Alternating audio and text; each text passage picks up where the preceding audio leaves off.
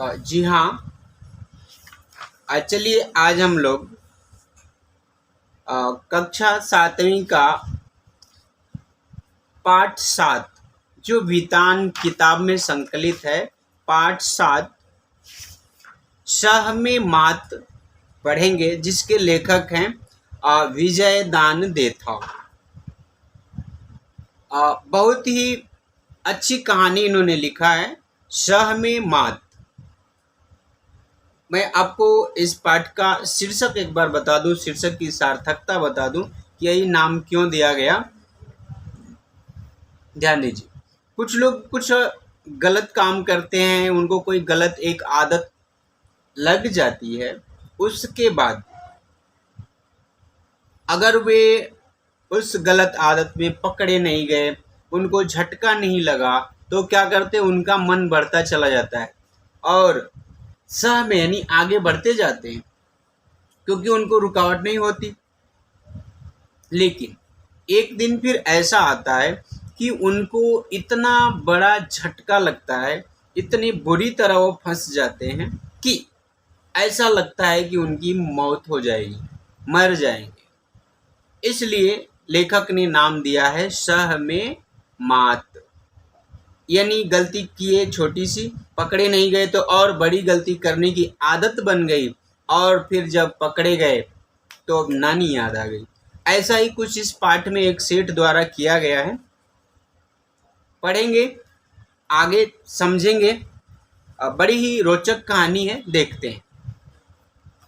बताया गया है कि लालच बुरी बला। सेठ जो है बड़ा लालची है, लालच किया और बुरी तरह फंस गया। फिर उसको बहुत ही ज़्यादा हर्जाना, जुर्माना देना पड़ा और अपनी जान बचानी पड़ी, क्योंकि एक बार गलत किया और उसका फ़ायदा हो गया, तो दूसरी बात और गलती में फंस गया, और उस बार पहले वाला भी जोड़ के बहुत जो है उसका कई गुना उसे लौटाना पड़ा। तो यह कौन नहीं जानता है कि भाई लालच बुरी बला है। सभी जानते हैं कि लालच बुरी बला है। यह जो है राजस्थानी लोक कथा है, यानी राजस्थान की यह एक लोक कथा है, वहाँ की लोकल कहानी है, जिसका नायक जो है सेठ इस बला का मारा हुआ है। यानी सेठ को जो है लालच की ये बुरी आदत है। मगर एक दिन चौधरी के बेटे ने अपनी अक्ल का कमाल दिखाया कि सेठ को नानी याद आ गई। बूढ़े चौधरी के साथ सेठ ने ठगी किया था। सेठ को मजा चखाने के लिए उसी बूढ़े चौधरी के लड़के ने योजना बनाई और सफल भी रहा। सेठ को नानी याद आ गई। खैर, अब पाठ पढ़ते हुए आगे बढ़ते हैं। देखिए, ध्यान से देखिएगा, आप पूरी वीडियो ध्यान से देखिए, सुनिए, समझने की कोशिश कीजिए। यह लेसन समझना आपके लिए आसान हो जाएगा, और नोट्स लिखते समय आपको सारे प्रश्नों के उत्तर जो है ना आसानी से यहाँ पे ढूंढने पे मिल जाएंगे। मैं बताते जाऊँगा कि यहाँ इस तरह का प्रश्न बनेगा और इसका उत्तर यहाँ से यहाँ तक है, तो आप पूरा ध्यान से देखिए। गांव का एक बूढ़ा चौधरी लकड़ियों से भरी गाड़ी लेकर करीब के नगर में बेचने आया। यानी अपनी बैलगाड़ी में लकड़ी लेकर के एक बूढ़ा चौधरी जो है अपने गांव के नजदीक वाले शहर में गया। चौधरी की गाड़ी को नजर भरकर देखने के बाद एक सेठ ने पूछा, बाबा गाड़ी का क्या लेगा? चौधरी की गाड़ी को एक सेठ ध्यान से देखता है और पूछता है कि भाई आप इसका क्या लेंगे, कितना पैसा लेंगे? तो उसने बोला था क्या, बाबा गाड़ी का क्या लेगा? ध्यान दीजिएगा, शब्दों में ही बात कर वो चीटिंग करता है, इसलिए शब्दों को समझते जाना बड़ा ही जरूरी है, क्योंकि जब शब्दों को समझते जाएंगे तो पूरी बात आसानी से समझ में आ जाएगी।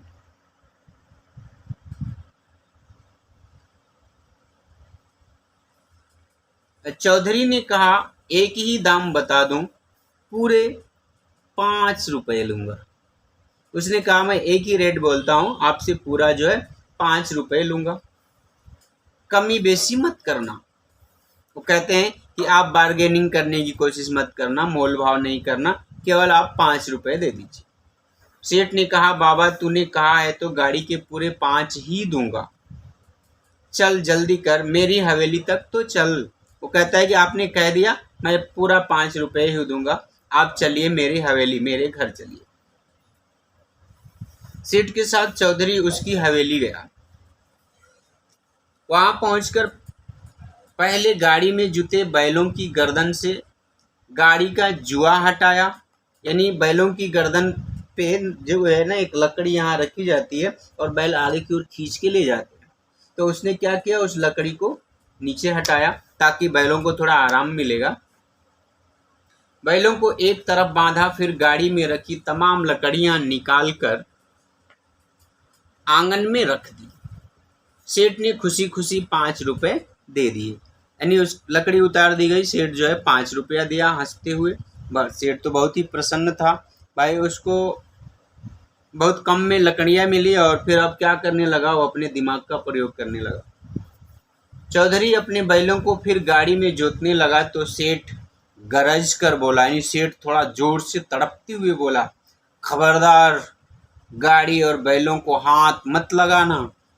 गाड़ी और बैलों की मैंने पूरी कीमत चुकाई है, अब ये मेरे हैं। मैंने तुझसे गाड़ी का मोल पूछा था या लकड़ियों का? जरा याद कर, मैंने कहा था कि बाबा गाड़ी का क्या लेगा, कहा था कि नहीं?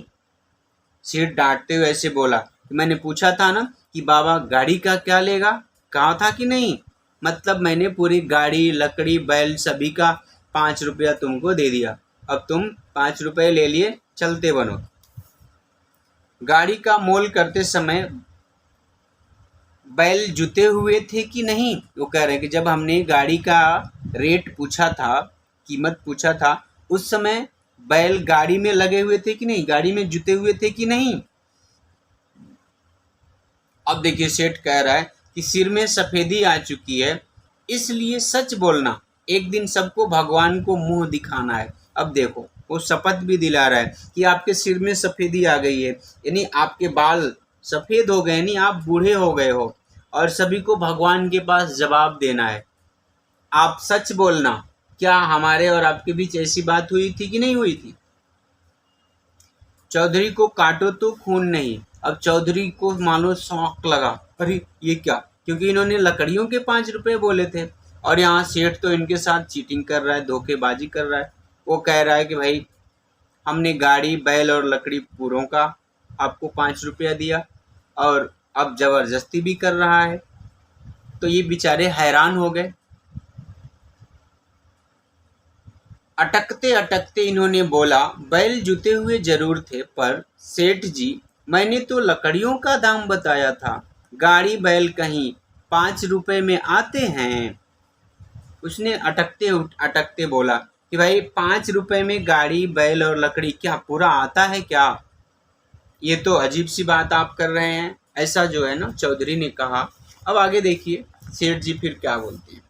सेठ ने तपाक से कहा, तब जो है सेठ उस समय बड़े जल्दी से झटके से उन्होंने उत्तर दिया कि पर मैंने तो गाड़ी का दाम पूछा था और गाड़ी के दाम देने की बात की थी।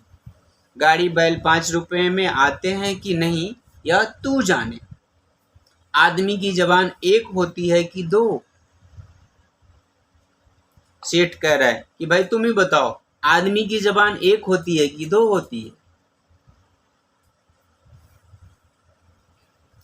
अब चुपचाप चलता बन, नहीं तो धक्के मारकर निकलवा दूंगा। मेरे यहाँ झगड़ा टंटा नहीं चलता। सेठ कह रहा है कि तुम जल्दी यहाँ से चलते बनो, नहीं तो धक्का मार के घर से बाहर निकालेंगे। मेरे यहाँ झगड़ा झंझट कुछ नहीं चलता है, जल्दी यहाँ से निकलो। चौधरी बूढ़ा था, अधिक चतुर नहीं था, यानी वो बहुत चालाक नहीं था, होशियार नहीं था उतना। गाड़ी छोड़ते हुए कलेजे पर आरा सा चलता था, यानी जब वो गाड़ी छोड़ के वहां से जाने की बात किया, मतलब जाना चाहा, तो मानो उसका कलेजा बाहर निकल जाएगा, मानो उसका कलेजा कोई काट के निकाल रहा है। सेठ के आगे हाथ जोड़े, गिड़गिड़ाया, उसके पाँव में पगड़ी रखी, रोते हुए बोला, मेरे समझने में भूल हो गई, मैंने तो लकड़ियों का मोल बताया था, आप बड़े हैं, गरीब पर दया करें। वो कह रहा है कि भाई जब हमसे बात हो रही थी तो मैंने लकड़ियों का दाम ही बताया था, लकड़ियां बेचना है, मैं यही समझ के आपको 5 रुपए कहा था, मुझे ये पता नहीं था कि आप मेरे साथ ऐसा करेंगे। मैं गरीब हूँ, आप मेरे ऊपर दया कीजिए। पर सेठ के कान पर जूं नहीं रेंगा। जूं नहीं रेंगना मुहावरा है, यानी चौधरी ने बहुत रिक्वेस्ट किया, प्रार्थना किया, लेकिन सेठ के ऊपर कोई प्रभाव नहीं पड़ा। अपनी बात पर अड़ा रहा। चौधरी को समझाया कि दुनिया में जबान से बढ़कर कुछ भी नहीं है। जबान से ही बरकत होती है, यानी आदमी का अगर विकास होता है तो जबान से ही। क्योंकि अगर आप झूठ बोलने लगेंगे तो कोई आप पर विश्वास नहीं करेगा और आप पीछे चलते जाएंगे, मतलब कि आपका विकास रुक जाएगा, आप धीरे धीरे समाप्त हो जाएंगे। जबान से लपट, कहने की जबान से पलट जाए वह आदमी कैसा। कहने का मतलब कुछ लोग होते हैं ना, बोलते कुछ हैं और करते कुछ और हैं, तो ऐसे लोगों पर कोई भी व्यक्ति ना भरोसा नहीं करता है। ये तो सिर्फ गाड़ी बैल हैं, जबान से तो लाखों के वारे न्यारे होते हैं, मतलब लाखों का कारोबार होता है। अगर तेरी तरह सब पल पल में जबान पलटने लगे तो दुनिया का काम कैसे चलेगा। ये बात जो है सेठ चौधरी से कह रहा है कि तुम जिस प्रकार जबान पलट रहे हो, अपनी बात अभी बोले कुछ और अब कुछ और कह रहे हो, ऐसा ही अगर होने लगे तो फिर दुनिया में तो कोई भी काम, कोई किसी पर विश्वास नहीं करेगा। बेचारा चौधरी पांव घसीटता हुआ हवेली से निकला और अपने गांव आया। कहने का मतलब पैदल चलते हुए, थके पांव, लंगड़ाते हुए जो है अपने घर आया, अपने गांव पहुंचा। घर में पहुंचते ही बड़े बेटे ने पूछा, बाबा बैलगाड़ी कहाँ है, रास्ते में खराब तो नहीं हो गई? बहुत तकलीफ पाई होगी।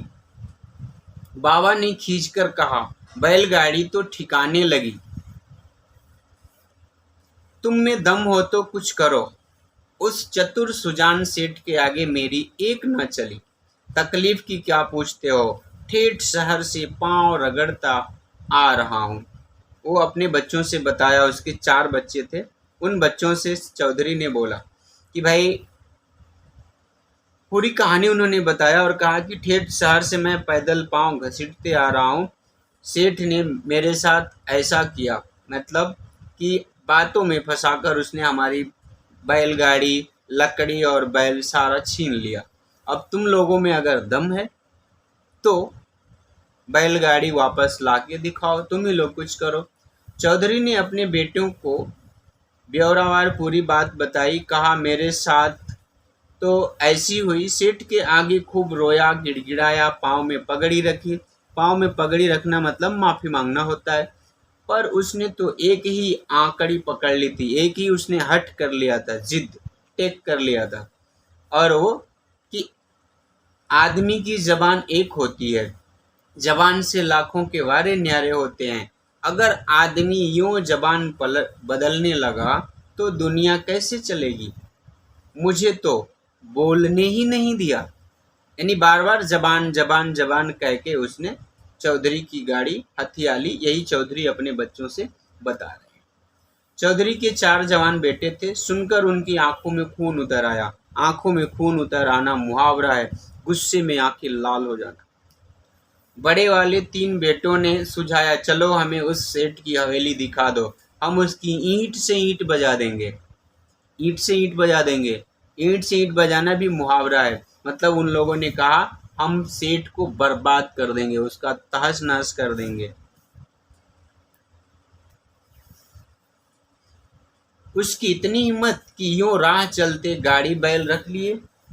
ये लोग कहे कि भाई उसकी इतनी हिम्मत कि गाड़ी और बैल रख लिया, ले लिया। पर सबसे छोटा कुछ और ही सोच रहा था। वह बोला, मैं अकेला ही उससे निपट लूंगा, तुम्हारी बारी नहीं आएगी। कल मुझे दूसरी गाड़ी में लकड़ियां ले जाने दो, सेठ की जबान से ही उसे बांधूंगा।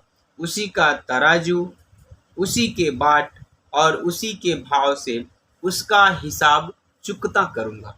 उसने बताया कि मैं उसी के तराजू में, उसी के बाट से तौल कर उसका सारा हिसाब किताब बराबर कर दूंगा। चौधरी का चौथा बेटा बहुत होशियार था। सब जानते थे कि यह हो सकता है करके दिखाता। सभी को पता था कि भाई ये जो कहता है ना, ये जो कहता है करके दिखाता, अभी ये जैसा बोल रहा है ये पक्का वैसा करेगा।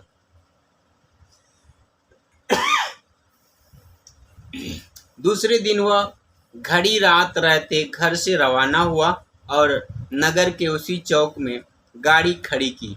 उसी चौक में यानी जहाँ उसके पिता ने गाड़ी खड़ी किया था, और उनकी गाड़ी सेठ ने जो है गलत तरीके से बातों में फंसा कर ले लिया। पिता ने उसे सेठ का हुलिया अच्छी तरह समझा दिया था, यानी उसका रूप रंग कैसा है, देखने में कैसा, पूरा बता दिया था। कल का दांव सेठ के लिए बहुत मुफीद रहा।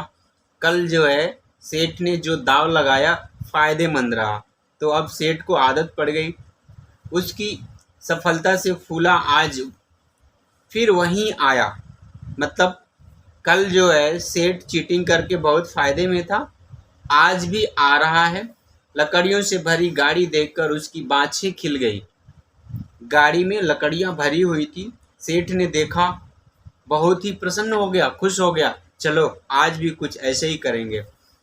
पास जाकर पूछा, चौधरी गाड़ी बिकाऊ है क्या? सेठ जो है गया और चौधरी के उस लड़के से बातचीत करने लगा। ध्यान दीजिएगा, इसमें बहुत सारे प्रश्न ये बनेंगे। सेठ के कितने पुत्र थे? तो सेठ का तो कोई पुत्र इसमें चर्चा नहीं किया गया है कि सेठ के कितने पुत्र हैं। सेठ के घर में और कौन कौन है ये कोई भी बात नहीं बताई गई है। नौकर चाकर हैं ये बात बताई गई है। लेकिन हाँ, चौधरी का पूछा जा सकेगा, और जिसका उत्तर भी है चौधरी के कितने पुत्र हैं? 4। सबसे चालाक कौन है? छोटा वाला। ध्यान दीजिए। और इसमें जितने मुहावरे प्रयोग किए गए ना, हम बताते समय हमने आपको इसका अर्थ बताया। आप ध्यान से इनका अर्थ एक बार दो बार और देखिए, समझिए। इसका अगला भाग में और फिर प्रश्न उत्तर बहुत जल्दी लेकर आपके साथ उपस्थित रहूँगा। आप इस चैनल से बने रहें, अपने मित्रों के साथ भी शेयर करें। धन्यवाद। जय हिंद, जय हिंदी। एक बात ध्यान से सुन लीजिए, आप क्लास में जो भी बात बताई जाती है ना, ध्यान से सुनिए, समझिए। और आपके अध्यापक क्लास में, स्कूल में जो भी आपको काम देते हैं, यानी होमवर्क, गृह कार्य, आप समय पर कर लीजिए। कोई भी काम समय पर करेंगे ठीक रहेगा।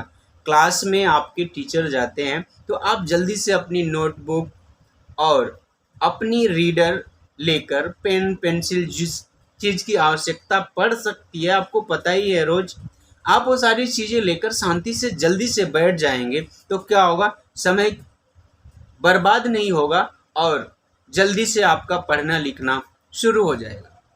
इसलिए बैठने में, यानी सेटल होने में, एक पीरियड के बाद दूसरे पीरियड में आप लोग समय न बर्बाद करें। ध्यान रखिए, डिसिप्लिन, अनुशासन बहुत ज़रूरी है। और अभी सेल्फ डिसिप्लिन, किसी के डर से नहीं, अपने आप हमें अनुशासन में रहना होता है। इससे क्या होता है, हम हर एक चीज़, हर एक बात अच्छे से सीख जाते हैं, समझ जाते हैं और तारीफ़ के काबिल बनते हैं। लोग हमारी तारीफ़ करते हैं कि वाह कितना अच्छा लड़का है। अच्छा, फिर मिलेंगे। धन्यवाद। जय हिंद, जय हिंदी।